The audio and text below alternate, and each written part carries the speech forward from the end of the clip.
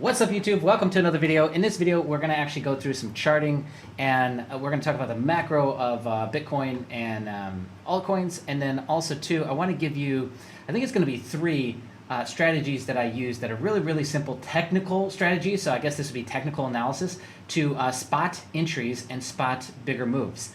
Keep in mind that the whole world of technical analysis and the courses and the trainers and the experts and the influencers and the gurus, it's like, at the end of the day, like, simple shit really does work, like drawing fib lines and looking for wedges and flags and patterns like that. That stuff really does work. The longer something sits at a level is significant. Going back in time and looking for a fractal behavior, a fractal pattern, those things do work. And I think that the simpler you can make your trading, the more sanity you're going to have, but also the more confidence it's going to give you.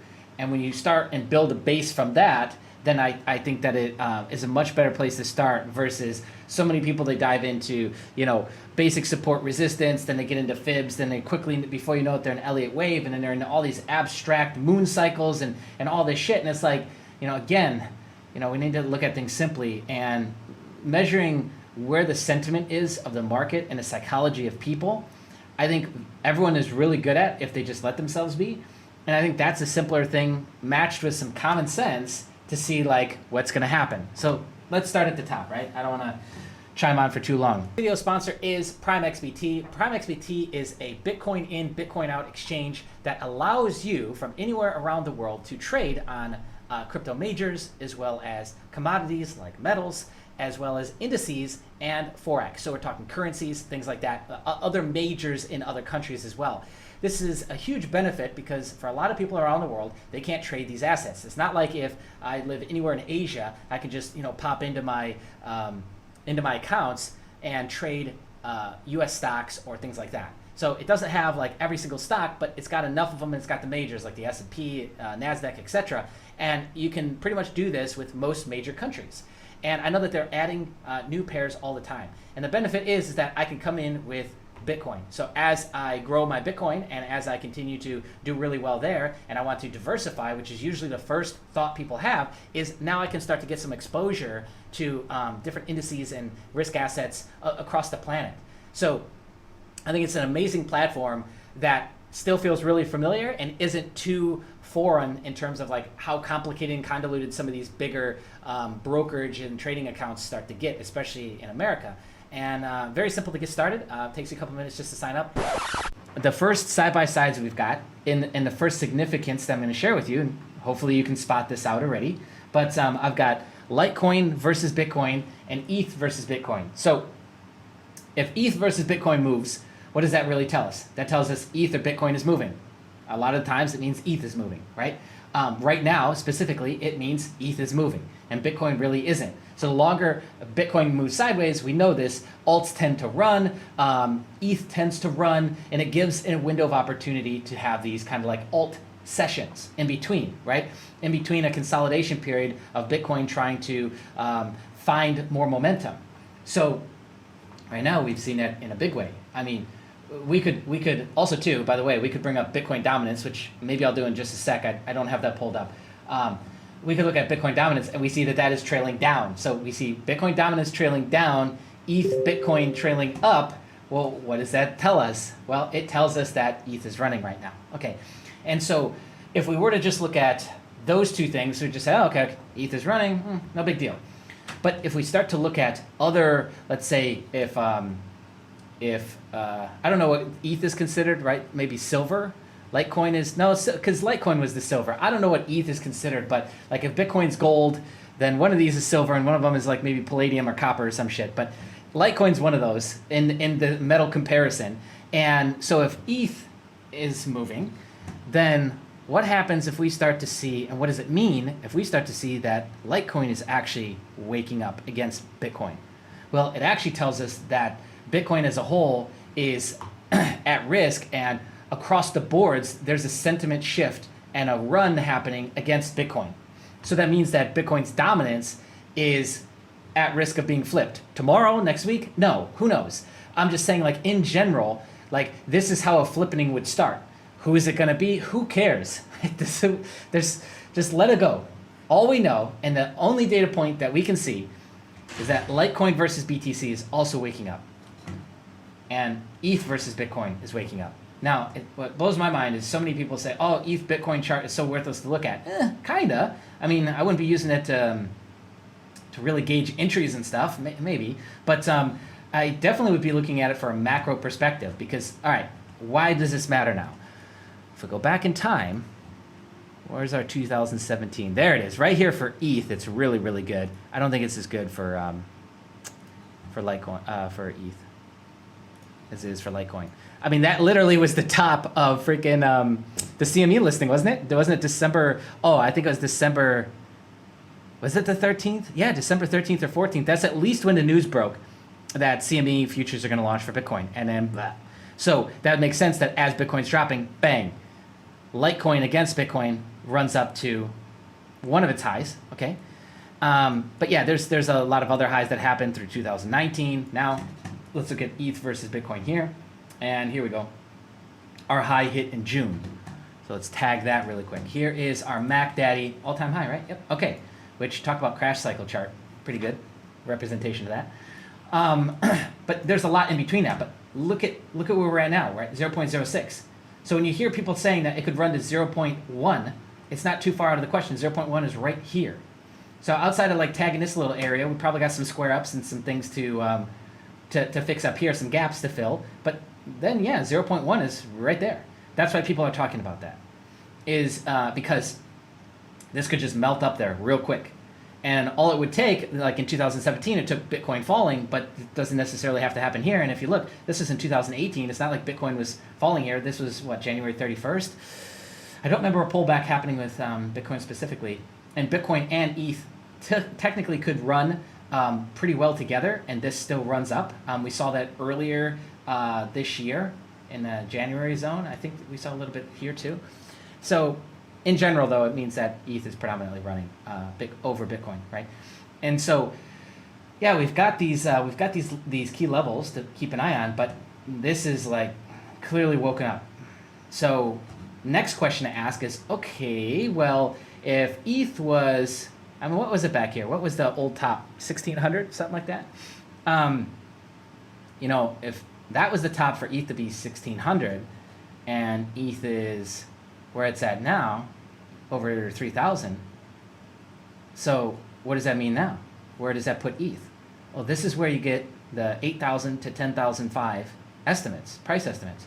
Because if we run up to 0.1, heck, we even run up to here, and where's that put ETH? Where's that put ETH's price, right? So that's where people are coming up with that from, right? They're looking at the macro perspective.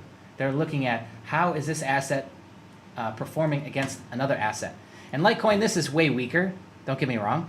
But if this were to keep running and we get up above here and close on like daily significant time frames, remember I'm on daily charts for both of these, this starts to get more significant, right? As we tackle these levels and flip them from resistance to support. And so what does that mean for a Litecoin price? So this could all be like the final crescendo, part of the final crescendo, or we might get like some, we might get another run up and then cool down, run up, cool down. I don't know. Or this could be the last run up. I guess we'll just have to see, right? Time will tell. All right, so that's the first thing I wanted to show you is that, first off, we need to look at how assets are performing across the board, and this is an easy way to see it. Now, can you really make these same deductions off of like a non-major, non-stable, staple crypto? Like, what about Link against Bitcoin? It's not telling the same story. ETH, Litecoin, the original coins that were around and have been running alongside Bitcoin the longest, those tell you the story. Hope that makes sense. Again, that to me is common sense. All right, so let's talk about the first simple strategy. And again, we're going to go back in time a little bit, and I'm going to compare to you. Litecoin is a really great example of this, and it's similar to Bitcoin. You know, with Litecoin, we had Charlie Lee saying that he's selling off his ETH, selling off his Litecoin, and then blah. I think that was like here or here. I don't remember. But you can go back on Twitter and find that timestamp. I'm sure people have it saved. And so sold off, Charlie Lee, the developer of Litecoin, sold off all of his Litecoin, and then blah.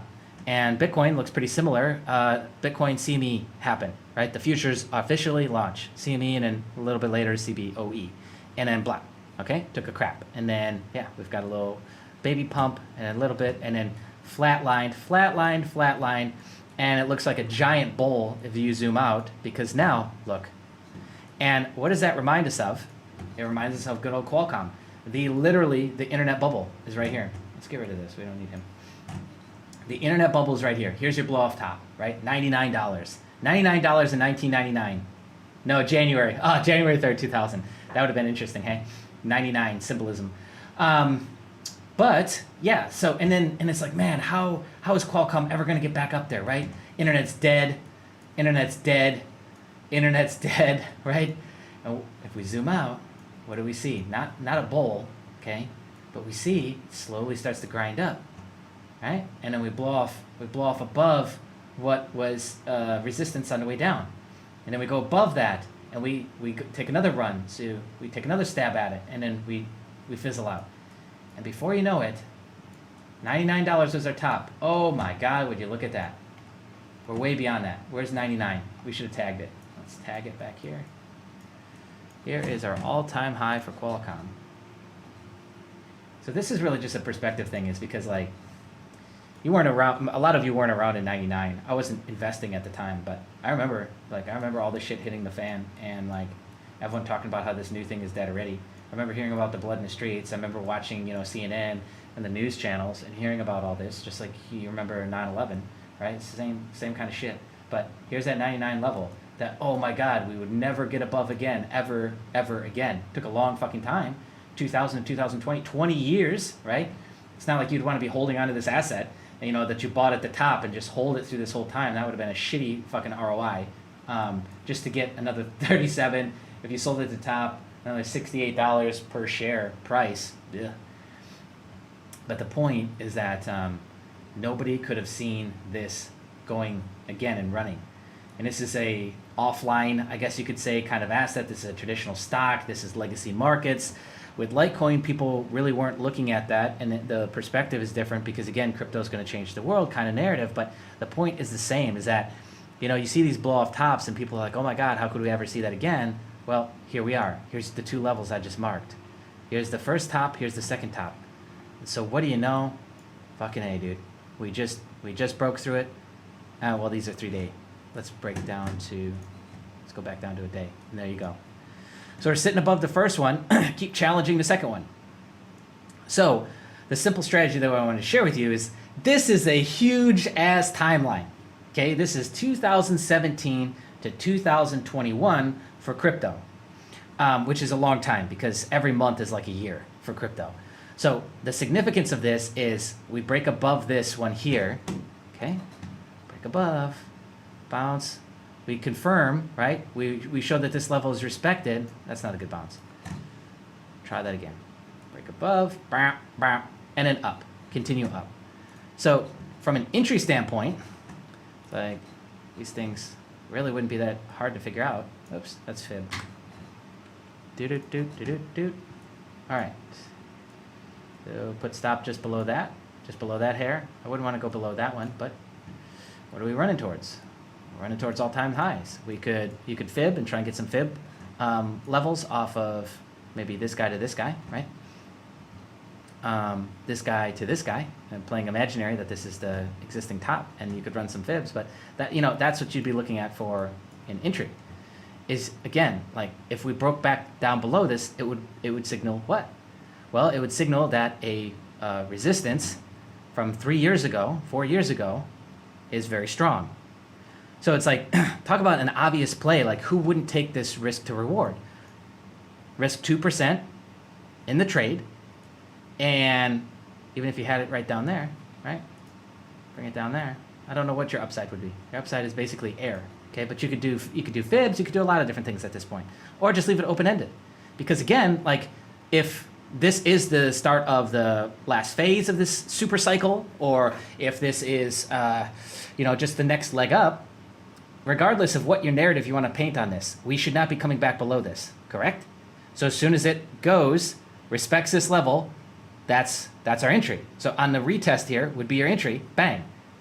We're not expecting that to come back down in here. So it'd be very safe to put your stops there. We could actually just keep this real simple. Yeah, go right below this red one here instead of trying to go way down there. No, just right below that one. Okay, a little bit below. Give yourself some space. But yeah, and then upside is air. So we'd be looking to maybe open up this position. So again, talking longer term time frames, this is the start of possibly the whole next wave or the whole next phase. And again, that's contingent on Bitcoin holding up and things like that. But what if all these things start to run together? So again, we're protected from the standpoint that we've identified our risk, and we know that our upside is pretty much air because it's all-time highs, and it's breaking above a level that was literally the previous all-time high before. Similar to what we see playing out with ETH right now. And yeah, you could start to lock in profit at different fib levels or whatever, psychological levels, 400, 420, whatever it was that fits with the narrative. Like you see with Dogecoin, 420 and those kind of dates do coincide with that because it's a meme. I don't think that coincides as much with Litecoin, but I'm just saying, like, so that's the strategy. Is it's like super long-term plays, super obvious on high time frames. And yeah, we would just be looking to take the trade like that. Okay, so that's the first strategy. Second strategy I want to share. This always pops up. It's because I keep using the same layout. Second strategy I wanted to share is to kind of go down a little bit from there, jump into a daily time frame, but this is a 1-inch chart. This is a DeFi project. And let's just look at this like framed out area that I've got here. In terms of time, we want to measure time in terms of a date range. Maybe right there till we just broke above it right here. So 98 days. This is since January of this year that we've been in this range, just chopping along in this range, doing nothing, right? And for the most part, sitting above the 99 EMA on the daily, little blip here. And you see I got a little line drawn, which the line means nothing. It's just kind of showing you the shape of where things are going. And then, we could take this a step further and try and identify, higher lows, which that would only be that one and that one. And then this one, you should have seen like, okay, well, how did this react? We got back above the 99, right? Anyways, you could have gone down here. There's a lot of people that entered down here, but let's say you didn't. And so where would the next spot you go to? Well, where's our all-time high? It's basically this line. Okay, we got some wicks going in and out of it, chopping in and out of it, but for the most part, it's this line. And so now what do we see? We see that it's gone up, way up. Here's our all-time high right here, $7.55. Came back down, tested it, bounced, and now we're heading up again. So we can clearly identify risk. We can set our stop. Why do I have to stop there? You could go right below there, right below this range here. You could set a tighter stop right in here if you wanted to. It just depends on what you had measured as the upside. I can't tell you how to enter your positions and stuff like that. That's up to you. But you definitely want to have your risk identified, 3-to-1 on that, and that's going towards what, 9? But we could draw some fibs and maybe it's telling us 13, 15, I don't know. So again, this, like, I'm just giving you, like, if we zoom out, look at basic stuff, like, is this complicated? The two strategies I've now shared with you to like figure out the macro. We started with that one. Then we looked at Litecoin and a 4-year all-time high that is being challenged right now. And how do we enter in on that? And now we're looking at a 98-day pattern, 98, 99, whatever, 100 days, whatever you want to say, pattern or range that has now been tested, broke. So 3 strikes, you're out, right? Here it wasn't even touching. So here it's 3 strikes. Usually it's law of 3, right? So 1 test, 2 test, 3 break. On the 3rd one you break. And that goes the other way too. So like 1, 2, 3, bam, right? And you see that play out time and time again, which is why it's such a consistent thing to go off of. But yeah, so we saw that big break above, big pullback, come back down. Okay, let's chill out. Let's test this level, respect this level and confirm it, and then bang, take off again. And it looks like it's in a process of doing that, at least on a daily. And you could go into lower time frames to actually get entry points and those things like that. But I'm just saying, because you'd want to be looking at oscillators as well and other basic things that would be kind of giving you the story and giving you the narrative, right? All right, we're at 18 minutes. Third strategy, very similar to the other two. On altcoin, Bitcoin pairs, there is this interesting thing that starts to happen where a pair will bottom out and they'll stay there for a length of time. I got a fan right here. They'll stay there for a length of time, days, weeks, months, years. Okay, some of these coins before they got woken up, which I think most coins have been woken up over the last couple months, is before that. And the reason why so many people were like nailing altcoin calls is because it was easy. And what I mean by easy is that they were just looking at higher time frames, and they were looking for, what's the floor? What's the floor that this thing is basically sitting on? And oh, we're hitting the floor, and oh, now it's starting to pick up and take off. Okay, so we can define our risk. Again, we just put our stops below here, and we accumulate all in the zone, or we just stick to spot, we don't do any leverage, and we just bang, there we go. We just hold till infinity. Because again, we can assume that the range is gonna go pretty high up, and we got definitely some areas on the way up to test, but we've already on this, we've already been touching the 1.0. So now we got 1 strike, 2 strikes. Well, it's gonna come next. 3rd strike, you're out. Bang. So where's the floor though? All right, and let's explain these wicks and stuff like this, and kind of how to find these. Is pretty straightforward to find. Like when you get a wick like this, it means it was eaten up. It means that there was a ton of bids set here, limit orders, not market orders, and probably a ton of people market buying in.